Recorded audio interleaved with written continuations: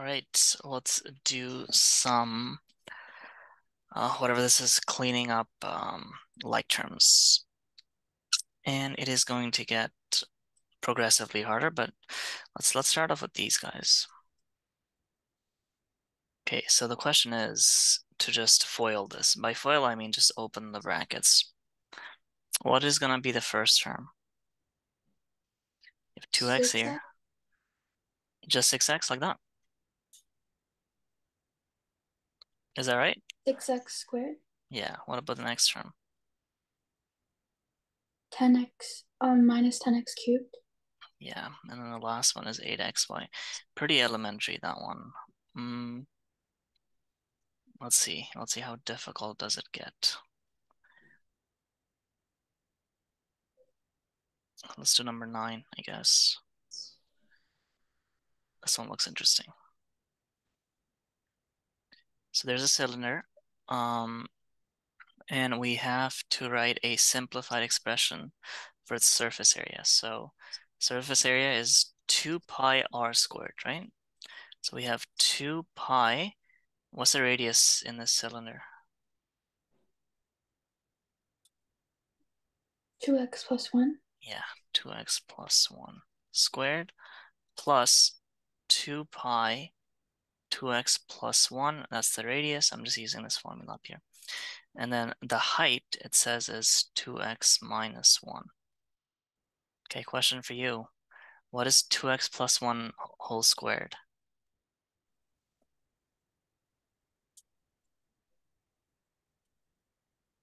You can do this on the side if you want. So 2x plus 1 whole squared is the same thing as 2x plus 1 times 2x plus 1.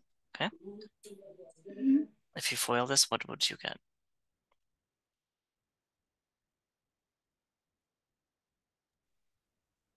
4x squared plus 1? 4x squared plus 1, is that it? That's not it. There's more to it. This is actually a pretty common mistake that people do make. It's like when you do a plus b whole squared, this is not the same thing as a squared plus b squared. I'm going to show this to you right now. It's going to have 3 different terms.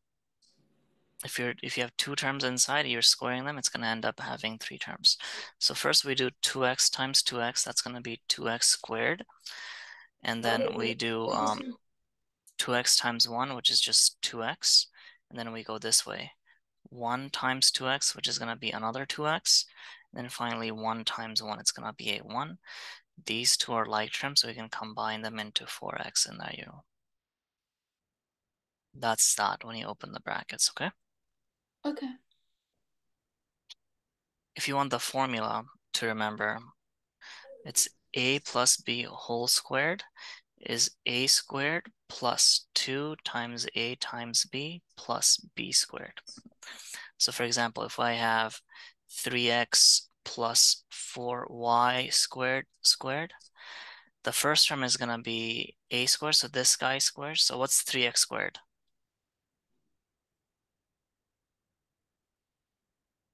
If a is 3x, what's a squared? A is 3x. What would a squared be? 3x squared? No, it's going to be 9x squared. Squared, 9x squared. So that's going to be the first term, okay? Plus 2 times the first term times the second term, 2ab. 2 times 3x is 6x times 4y squared, and 6 times 4 is 24, so you get 24xy squared. 24xy squared. And the last term is b squared. So if b is 4y squared, what's b squared? What happens when you square this guy? 16y squared? No, 16 is right, but not the y squared, because we're doing this squared applies to both 4, so 4 squared is 16, but it also applies to this 2. You got to use the exponent So rule. 16y to the power of 4? Yeah, there you go. That's how you open this. Okay, if Okay. there's a minus here, then the only difference is there'll be a minus here. So if it was 3x minus 4y squared, the only difference is gonna be 9x squared minus 24x squared plus 16y squared. The only difference is this sign here. Anyways, let's go back to this question. So 2x plus 1 whole squared is 2 pi times 2x squared plus 4x plus 1. Then plus 2 pi.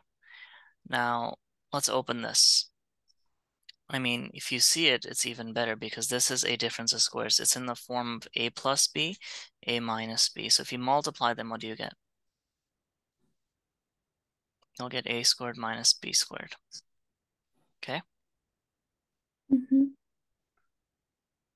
Because it's in this form, a plus b, a minus b, which is the difference of squares. So if a is 2x, what's a squared?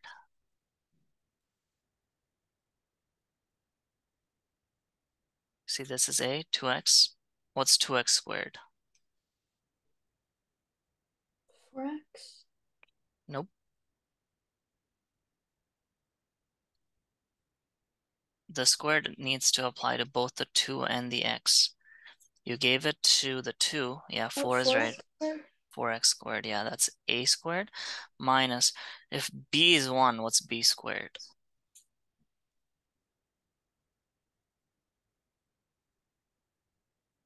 B is 1, what's b squared? Just 1. Just 1, yeah, that's it. So that's that done. And then finally, we can just open the brackets. Let's FOIL this. What's 2 pi times 2x squared?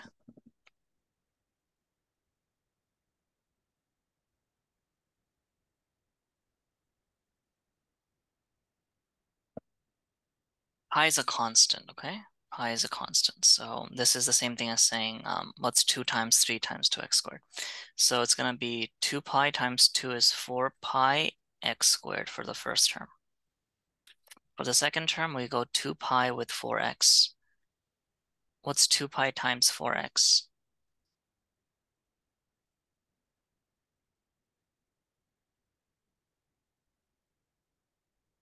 8 pi x.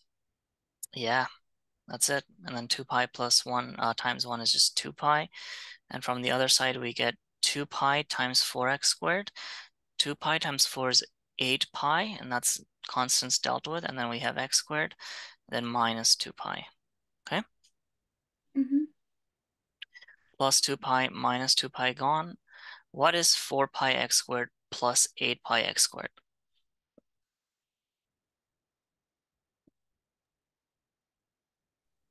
They're like terms. You're going to straight up add them.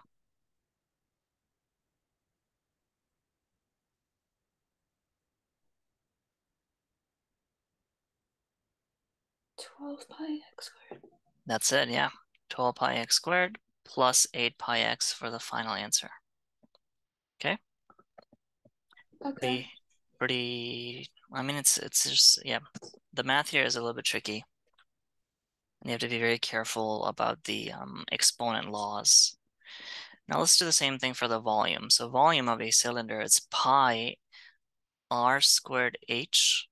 So we have pi times 2x plus 1 is r squared that times h. Now 2x plus 1 whole squared, we did this before, we have it right here.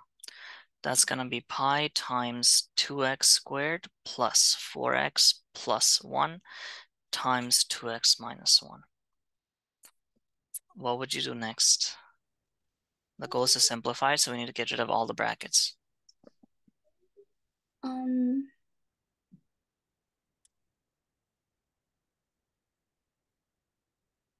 do you get 2x 2 pi x squared? Yeah, you can throw the pi in there. So you'll get 2 pi x squared plus 4 pi x plus pi, and then you have 2x minus 1. Now what? Um,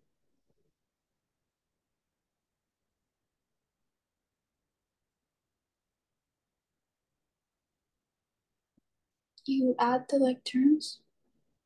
Okay, what are the like terms?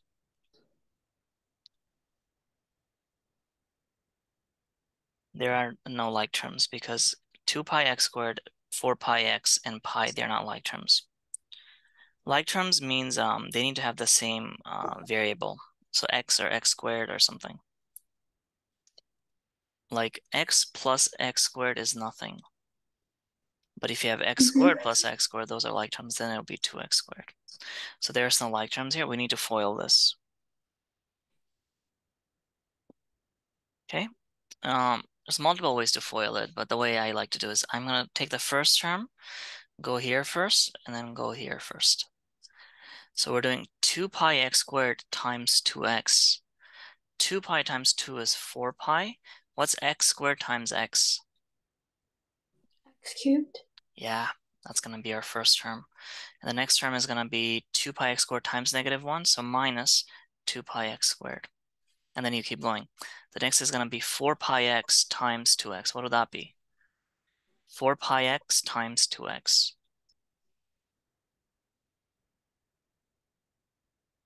8 pi x.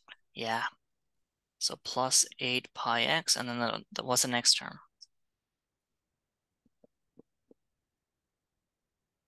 Just 4 pi x. Yes, minus though, with a minus 4 pi x, and then the last term is going to be pi times 2x plus 2 pi x, and then pi times -1, negative pi. Okay? Mm-hmm. Are there any like terms?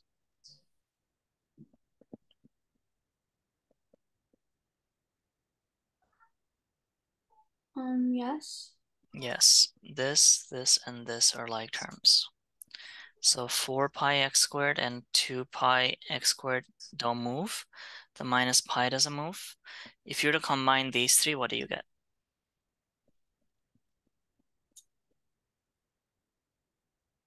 6 pi x. Perfect. So plus 6 pi x, and there's no more like terms, and that'll be the answer.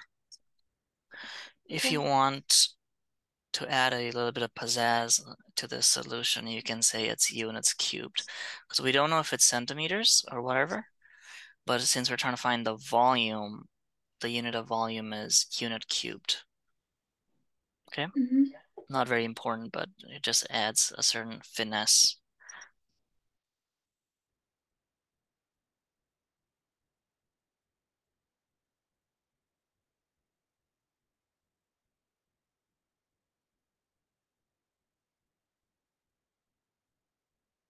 Are these two going to be equal or no?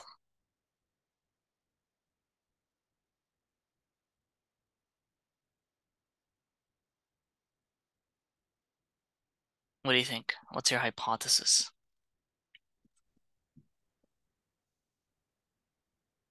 They're not the same. They're not the same? We can check. Let's say x is 1. For the first one, we get 1 minus 3 squared, -2 squared, 4. For the other one, 3 minus 1 squared, 4. X, we can say, is -3. So we get -3 minus 3 minus 6 squared, which is 36. Then here we have 3 minus -3, 6 squared, positive 6 squared, 36. They're the same, Oh. right? It's a little bit weird, but it's because you'll get a negative number from one side, you'll get a positive number from one side, but you're squaring them anyway, so it ends up becoming positive. So looks like it's true, but then we have to prove it. Not that difficult. Let's just FOIL this. So x minus 3 times x minus 3. If you remember the formula, it's even easier, right? Because if you have a minus b whole squared, it's just simply a squared minus 2ab plus b squared. Let's use this formula actually, because foiling takes extra 2 steps, which is not very efficient. If you use this formula to open the left bracket, what do you get?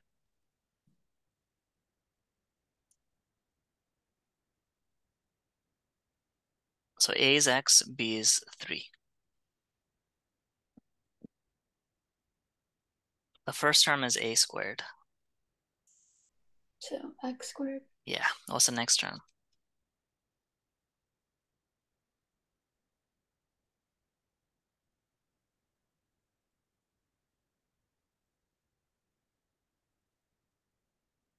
It's minus, right? Minus Mm-hmm. 2 times x times 3. 2 times a times b. Okay, so it's going to give you minus 6x. What's the last term? Plus 3 squared. Yeah, plus 9. 3 squared 9. So that's all we have on the left. What about on the right? Use the same formula. Open the bracket on the right side.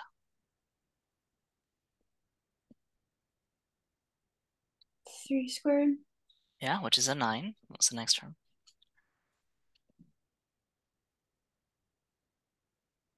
Um, minus 6x. Yeah. What's the last term? X squared. Yeah, there you go. And now compare these two. They're the same. They're just in different order, but that doesn't matter. X Mm-hmm. squared, 9, 9 minus 6 is minus 6. So they are true. The next question is, what about instead of a squared, what about if it was a cubed? Would they be the same?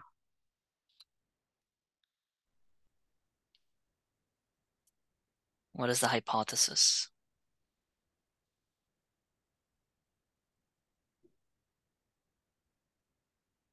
Just plug a number in there, actually. That always seems to kind of work. Let's say x is 1. 1 minus 3 is negative 2 cubed, which is negative 8. But then 3 minus 1 is positive 2 cubed. It's going to be positive 8. So they're not the same, right? Mm-hmm. They're not the same if it's cubed. What about if it's 4 to the power of 4? What's the Then they hypothesis? would be the same. Yeah, they would be the same. If it's an even number, they will be the same. If it's odd number, they will not be the same, not necessarily. Okay, that's Mm-hmm. it for that.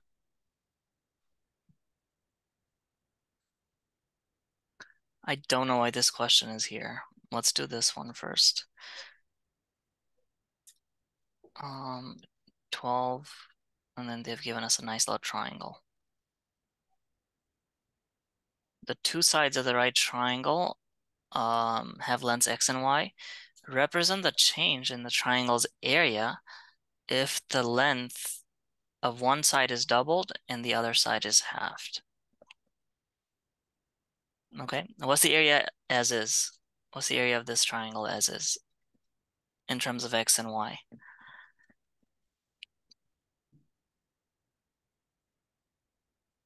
X times y over 2. Yeah. Now let's make a new triangle. I mean, it's the same triangle, but let's double one of them so we can double x and we can half the y. So now what's the area of this triangle? It's going to be base times height, yeah, Over 2. divided over 2. So 2 and 2 cancels out. You'll still get xy over 2. Nothing changes, Mm-hmm. which is kind of interesting. So if we took this exact same triangle and then we doubled the length, right? But then we halved the base, the area would be the same. Would you agree with that? Uh-huh. Yeah, well, we just proved it. So yeah, that's true. Okay, this one is kind of interesting. This one is a physics question.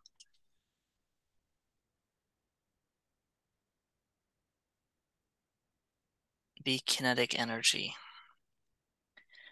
So we've never talked anything about this. I don't think so. Energy is something which all like atoms have. And the kinetic energy means the energy that it contains while it's moving. Okay. So for example, Uh-huh. let's say you have a truck or a car or whatever. Let's say you have a car which has a mass m of 1,000 kilograms, okay? And v there, m is mass. It says right there, v is velocity, or speed, I guess. So v is its speed. Let's say it's moving at how fast does a car move? I don't know, like 60 kilometers per hour, right? The energy, the kinetic energy this car contains would be 1 over 2 times its mass times 1,000 times at speed 60. So whatever that is on a calculator. But what happens when you're doing physics is the fact that your units needs to be consistent. Kilometers per hour is not really used too much, even though it's used in daily life, everyday life. In science, there's something called SI unit. This is a unit that we've all agreed to use all over the world. Like, you know how the US, they use pounds and whatever ounces, Mm-hmm. miles, right? So that is their system. Over here, what do we use? We actually, a lot of everyday thing that we do use is SI unit here. Kilograms, we don't use a gram, we're gonna say milligrams, we use kilometers. But none of these are SI units because some other country may have some other system.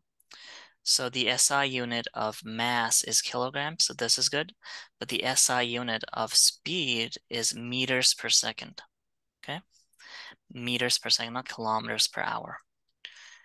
So the question is, how do you go from kilometers per hour, and then we need meters per second as the final answer? This is called unit conversion.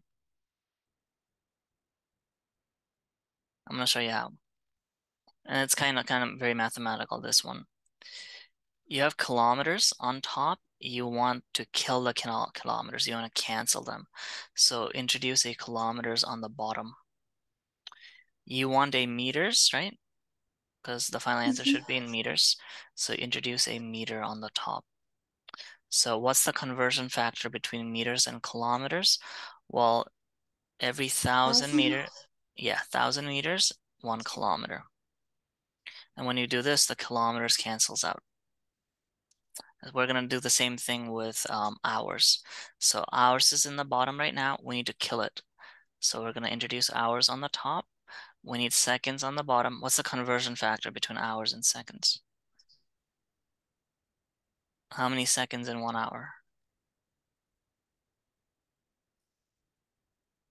Well, how many seconds in 1 minute?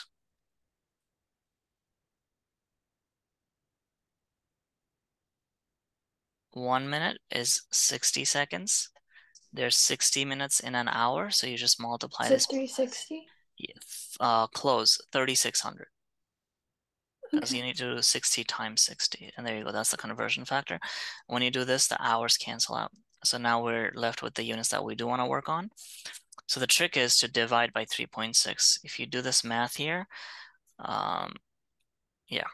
So it's you can do 60,000 divided by 3,600.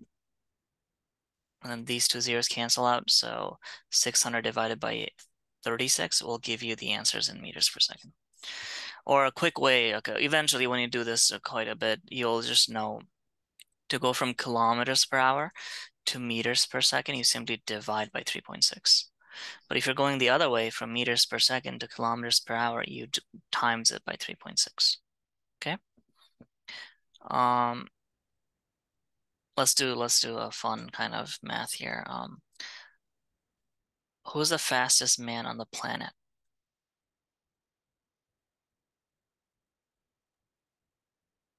Weird Is it question. Usain Bolt? Yeah, it is. Yeah. I'm surprised you know the name. But okay, so what did he do? He ran 100 meters in about 9.8 seconds. Okay. Mm-hmm.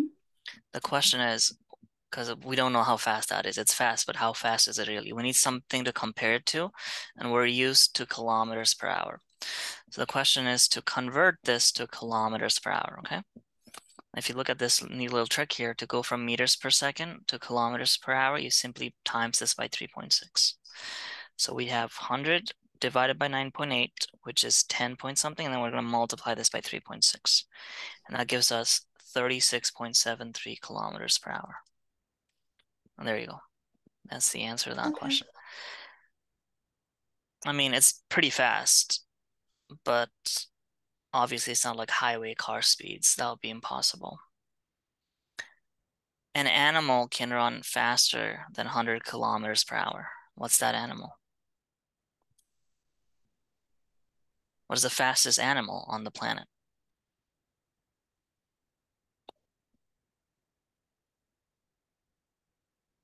Is it a snail? No, Yeah. What about a dog? Dogs are pretty fast. What probably about not the fastest. no? Um, what about like a bear running at you? Bears are actually surprisingly fast, but the Maybe like fastest polar bears, like they're polar pretty fast. bears, it's actually cheetah. Oh, They're really fast. They can go up to 120 kilometers per hour. So they're faster than a car on the highway. But this is where we have them beat. They can't do this for more than like, I don't know, 30 seconds. Back in the day, there was, well, we still use this actually in a lot of parts of the world. We use a technique called persistent hunting, right? Because deers and whatever, they're faster than us. And let's say we don't have mhm. guns or whatever. This is like old school. The only thing we have is a bow and an arrow. So what you do is you chase these animals, okay? They're gonna run faster than you, that's fine. But because we sweat, okay, we can kind of um release that heat. Because what happens when you run, your body gets warmer. We have a way of releasing the heat in our body through the means of perspiration. But something like cheetah or something like deers, they don't have this anywhere near the same level. So yeah, they're faster than us, but we're gonna catch them up over like this is called even endurance hunting as well. We'll catch them in like an hour or something because they can only run so fast and they need to take breaks like a lot more than we do. That also has something to do with the way that we've evolved as a species compared to them. Anyways, this is pretty fast, 120 kilometers per hour. Humans, not there yet. Probably will never be there because we don't need to be that fast. Anyways, what was the question here? So this is the idea behind kinetic energy. It just kind of popped up here. So that's the formula for it. And what do they want? Write a simplified expression. If its mass is increased by x. So what does that mean? That means it has some mass right now, m, right? But then instead of m, it's going to become m plus x v squared. Well, this one isn't that bad, right? Let's just open any of the brackets. It doesn't matter either. For this one, because it says simplify, we just need to get rid of the brackets. We can either throw the 1/2 in first, or we can throw the v squared first. It doesn't matter because a times bc is the same thing as ab times c. It doesn't matter which one you do first. It's like a plus b plus c. If you do b plus c first, it's the same thing as if you do a plus b first. So I'm not throwing the letters because I don't feel like writing the fractions multiple times. What's m plus x times v squared?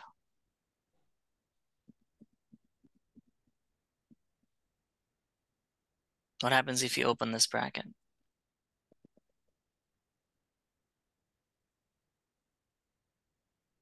mv squared Yeah, mv squared for the first one. What about the second one?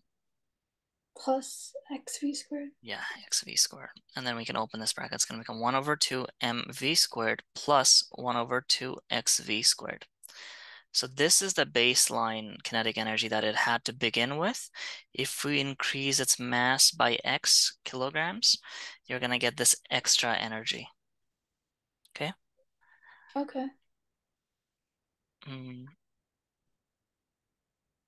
this is kinetic energy. There's something else called potential energy as well, which is this is the energy something has when it's moving, okay? When it's in motion, when it's moving.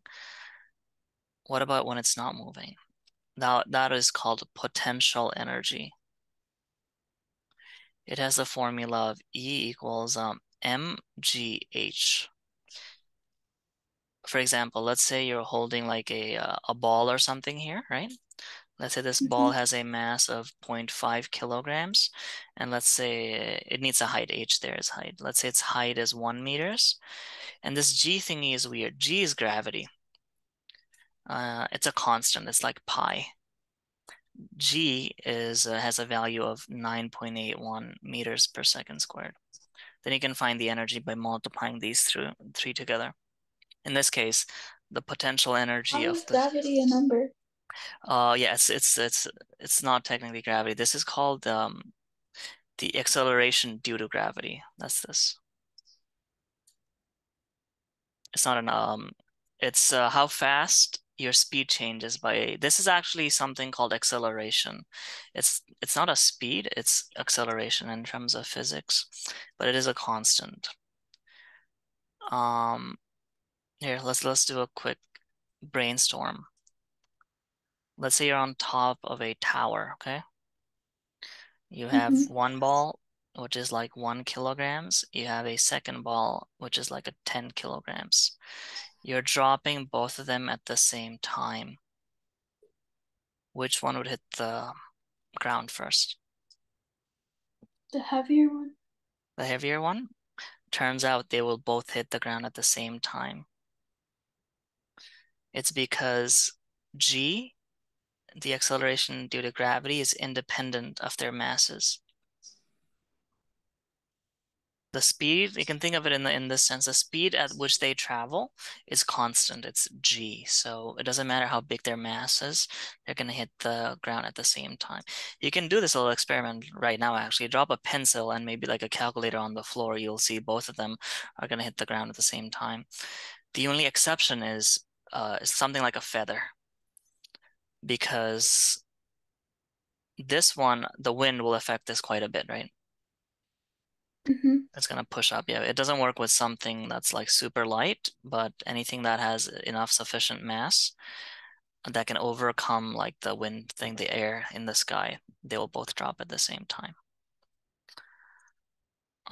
Yeah, G is a constant. It's funny. Here's another idea. Let's say, and yeah, I don't know why we're talking about this. It's because of this came up, and it's quite an interesting idea to begin with. Let's say you're skydiving or something, okay? Someone's jumping out of a plane. Their speed is gonna go up by 9.81 meters every second. Let's say this is the jump. Right now, initially their speed is 0. After 1 second, their speed is going to be 9.81 meters. After 2 seconds, their speed is going to go up by further 9.81. So it's going to be what nine? It's 19.62. And then after 3 seconds, their speed is going to be, you add 9.81, which is going to be approximately 30. 4 seconds, it's going to be 40, like that. This is their speed, okay? And what happens eventually is this is not going to go up like infinitely. It's going to hit, it's going to plateau.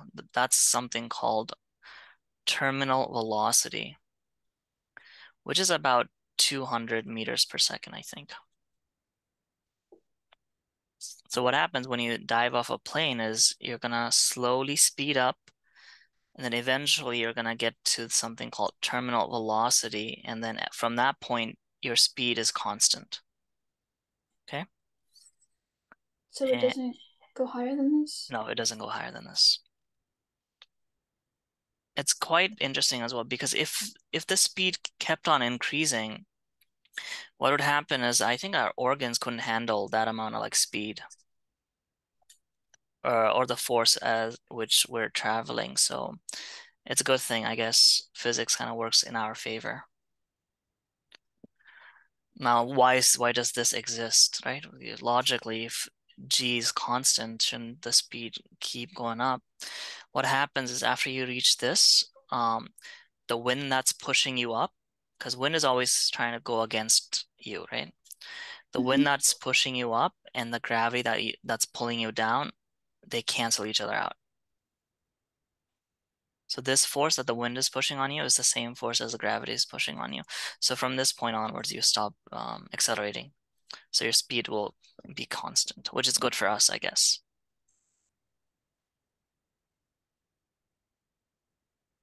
So that's potential energy. There's a lot more types of energy. There's something called elastic energy. Elastic energy is the energy in a spring. There's something called rest energy. And this is something that Einstein came up with. It's E is equals to mc squared. This formula right here is the thing that helped develop nuclear bombs, atomic bombs. Thanks. Thank you, Einstein, I guess. Or no, thank you. Energy is weird. Um, the other day, just a couple of weeks ago, NASA, Mm-hmm. they did a little bit of a test mission in which they were trying to alter an asteroid's path. What killed the dinosaurs? Do you know the story behind that? What killed the dinosaurs? They were happy here once upon a time, and they got wiped out Because of an asteroid? because of an asteroid. Yeah, it hit the planet, boom, everything gone, all life gone. So what they did was they threw a like a little rocket towards an incoming asteroid, okay? How do you even do that? Well, it's the same principle as going to the moon, like because this thing is gonna be constant. We can track this thing's path using telescopes, and there's not a lot of like gravity or anything going on in space. So it travels a pretty predictable path. So we can program a rocket. We can like try and see, let's say this is going this way, we're going here. We can kind of send this and time it so that it meets it right there. Mm-hmm. So why did they do this? Well, they wanted to see if they could alter its path. And let me see if I can pull up some thingies. And turns out, yes, we can. Um,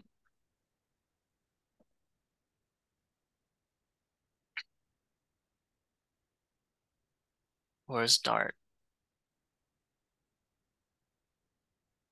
Maybe we should go to images, I guess. Yeah, you see, this is the asteroid. We even put a camera on the thing. We put a camera on the rocket as well, and this is what it saw. This was the last thing it sent us before it crashed into it, and obviously it died. The rocket crashed, but it was sending us pictures the whole time. It was quite interesting. And yeah, it turns out we can definitely alter its path.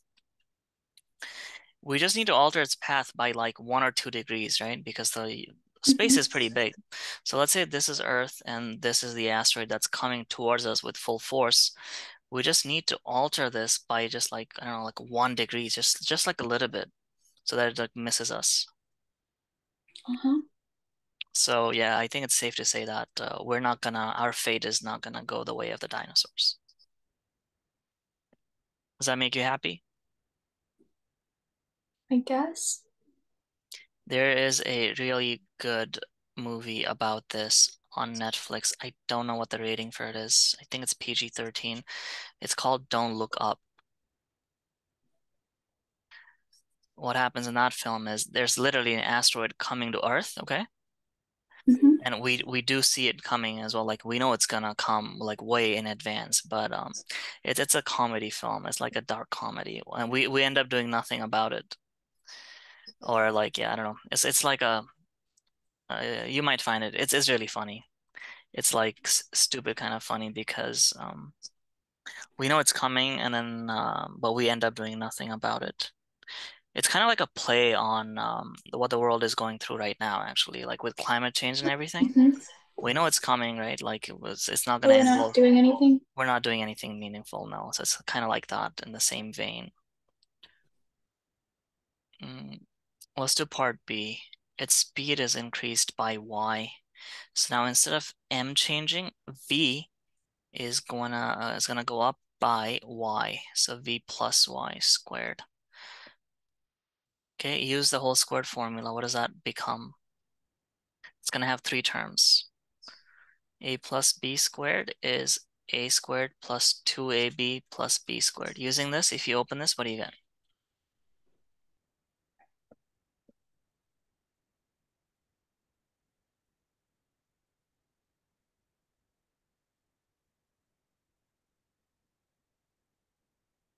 Is A 1/2m? No, no, no. So it's a is v. A is always going to be the guy, A and B will be the guys inside the whole squared. So A is V Mm-hmm. and B is Y. So it's going to be V squared plus 2 times A times B, 2VY plus Y squared, like that. If you open this, you're going to get 1 over 2mv squared plus, what's 1 over 2m times 2vy?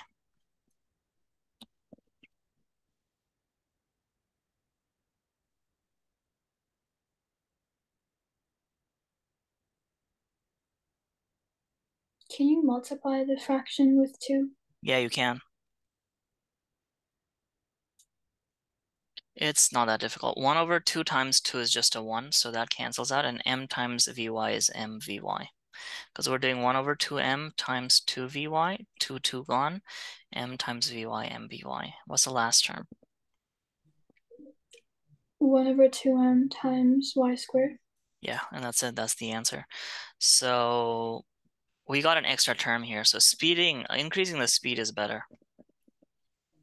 Mm-hmm. Increasing the mass only gave us this term, which is kind of like this term, right? But if you increase the speed, you get an extra term here. So increasing speed is definitely better than increasing mass, but it's not always feasible. Now, what in the world could be a real life application of kinetic energy? Windmills are the perfect example, actually, because when they rotate those things, they generate kinetic energy, and which we transfer into electrical energy that we can use at home. Mm-hmm. Mm, Obviously, there's more examples in real life, but that's gonna be probably the best one. It's used in everyday life. Like you won't see it, like computers use it, cars.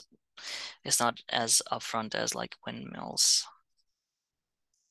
What's your favorite type of energy source? By that I mean like, are you a big fan of fossil fuels?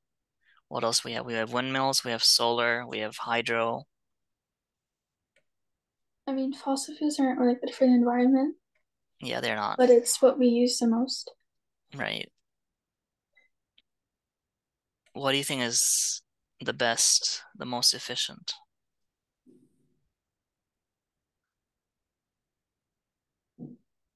Or where would you like to see the world in 100 years?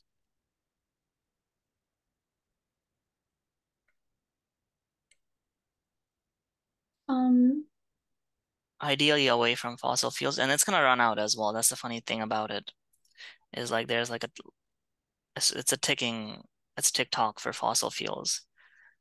We only have so much of it.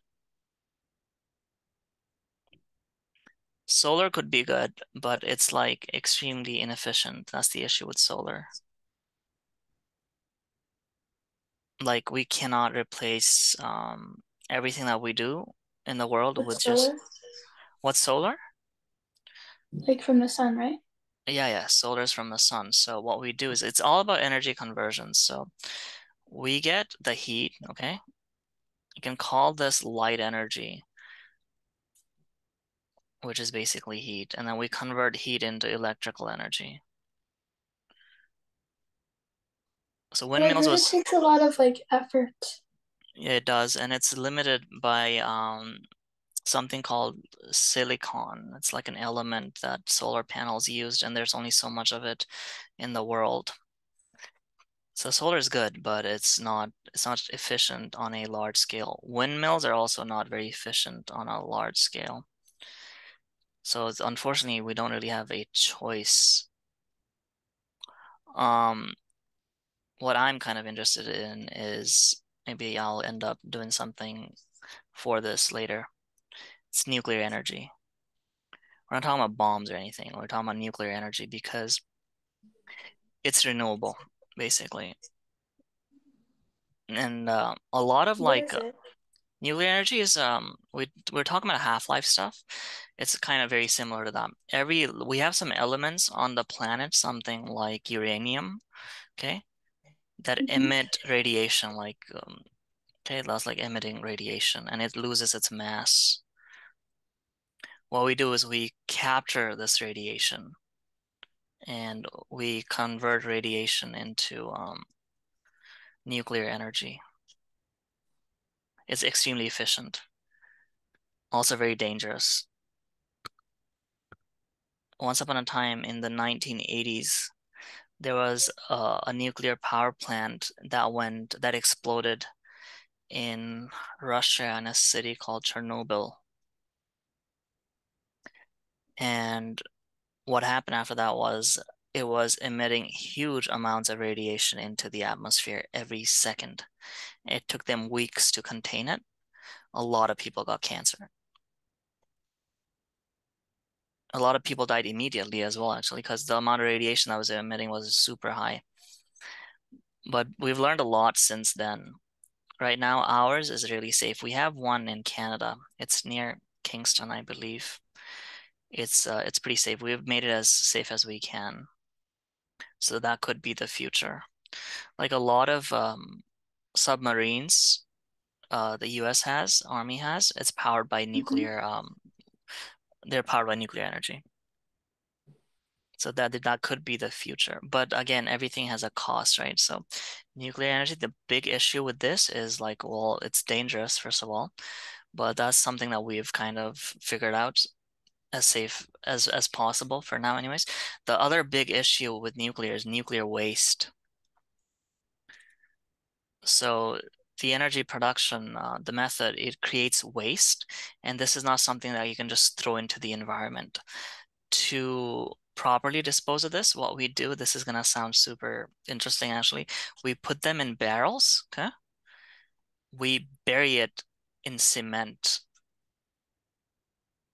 You need to bury this and then you cement all around it. So there's cement base, we put barrels here, and then we put cement on top of this as well.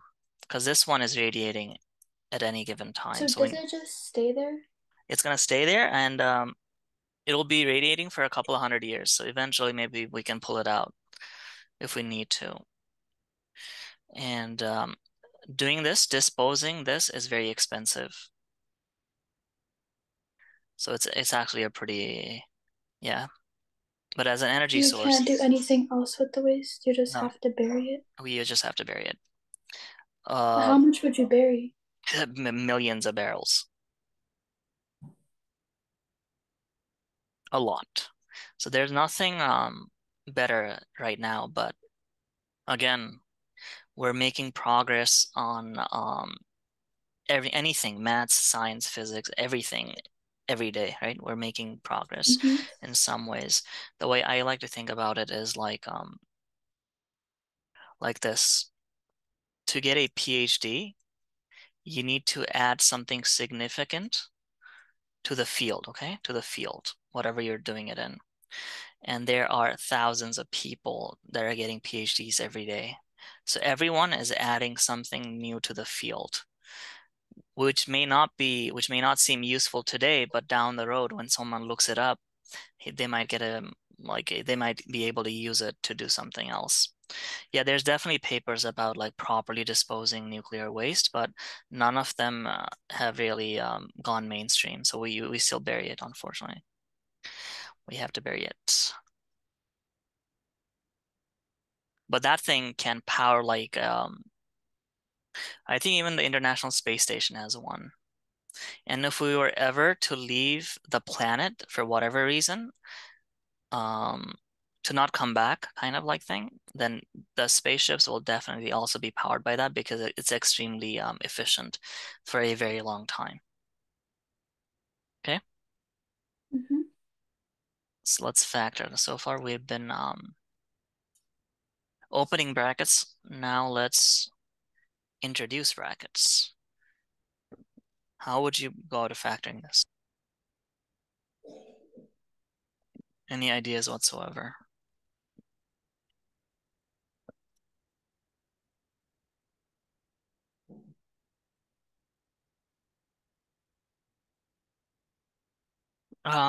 This one we have done. It's basically the step. Like, how did we do man? We did man, and then we used to come up with the two numbers. We used to split the middle guy into two different things. It's kind of the same thing. You need to factor this by grouping. What can you pull out from the first two terms? x squared. Yeah, what are you left with if you pull out an x squared?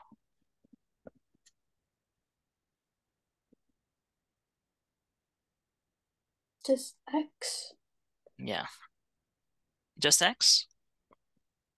It's not gonna be just x. There's something else. plus 1. Plus 1, yeah. What can we pull out from the next two terms?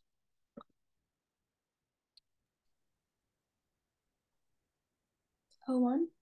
Yeah, if you can't pull anything out, pull out a 1. What are we left with?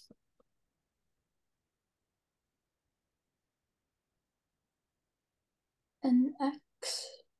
Yeah, what else? A 0. No, it's gonna be x plus something. It's not a 0. It is x plus 1, like that. Because 1 Oh, times okay. x, 1 times 1 is 1. And then finally, we're gonna pull out the bracket x plus 1, and then whatever's left is gonna be whatever's left. And there you go. That's as far as you can go. Mm-hmm. This one is a sum of squares, um, and it's useless, basically. It's difference of squares is useful because you can kind of factor it out, right? If it was x squared minus 1, it would be x minus 1, x plus 1. That's difference of squares, very useful. Sum of squares, useless. So that's as far as you can go for this question. Okay. This question is extremely tricky, and I'll be surprised if you got this one. You can, though. You can. It's not something that we haven't done. Um, Forget about the minus 4x squared. How do you go about factoring this? Just this bit.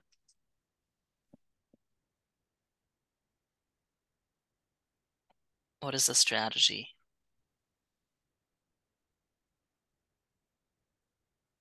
Well, it's a quadratic trinomial. That should ring a bell. Do you use man? Yeah, you have to use man. So what does it multiply to? What does it add up to? It multiplies to 9 and adds up to 6. -6. What could be the numbers? There's only one thing that multiplies to 9. 3 and 3. Yeah, so in this case, it's because it has to add up to -6. The numbers are going to be -3, -3. Okay, Mm-hmm. so because the leading coefficient here is a 1, we can just rewrite this as straight up x minus 3, x minus 3. Or if you want to see the steps, you're going to redistribute the -6 as -3x plus 9. And then you factor by grouping. From the first two terms, you can pull out an x. You're left with x minus 3. What can we pull out from the next two terms? Minus 3. Yeah, and what are you left with?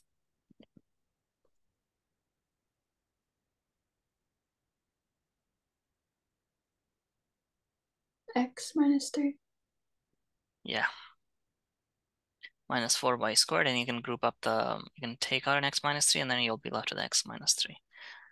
Okay, this is what we have so far, but we're not done with this. What could we do next?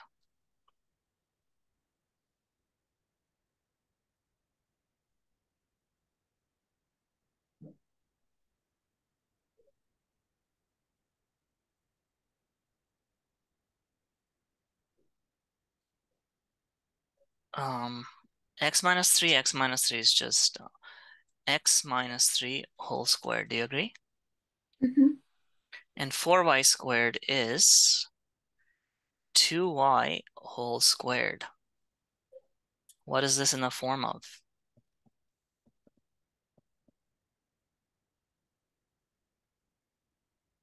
It's in the form of a squared minus b squared. It's a difference of squares.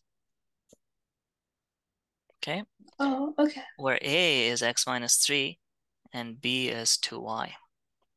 So yeah, that's the trick. If you don't see it, then you can't do it. So your first term is going to be a, which is x minus 3, minus b, like that. And then the next term is going to be a x minus 3 plus b. And that's as far as you can go, and that's the final answer. Okay. So this tail thing, 4y squared, is just a part of the difference of squares. And if you don't see it, you can't do it. That's the thing.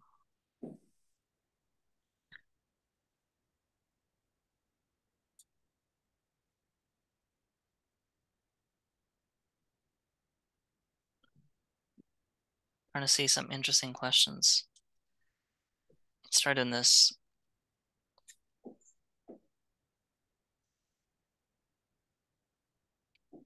Okay, x cubed minus y cubed is x minus y times x squared plus y squared. Is it true? Hypothesis. What's the hypothesis?